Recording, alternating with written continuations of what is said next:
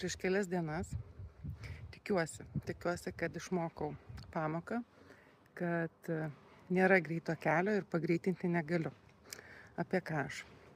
Pavyzdžiui, yra turbūt kiekvienam buvę, kuomet matai, kad stovi eilė, stovi kamštis, nori kažkur paskubėti ir bandai apsisukti, kažkokią surasti trumpesnį kelią ir žiūrėk, apsukai ratą ir vėl grįžai tą pačią vietą ir dar kartą bandai kitų būdų ir vis tiek nepavyksta, dar labiau užstringi ir netyčia žiūrėk, suki ir vėl atsirandi toje pačioje vietoje.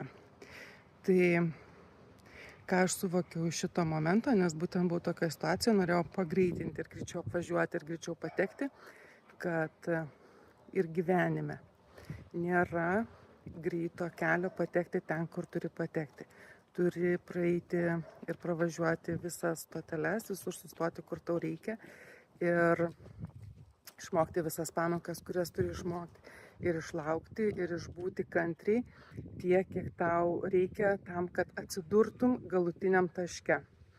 Ir dažnai bandant sutrumpinti, apsukti, nulenkti kampą, vis tiek grįši bet kokiu atveju į tą pačią vietą, nuo kurios pradėjai, nuo kurios bandėjai sutrumpinti ar užlankstyti kampą, ar kažkaip tai išvengti kažkokio tai stovėjimo. Tai ką noriu pasakyti, kad greito kelio nėra.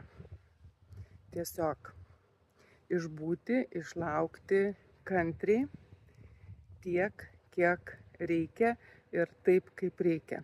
Ir tada tikrai atsidursi ten, kur tau yra skirta. Nes bandant prašokti, nieko nebus.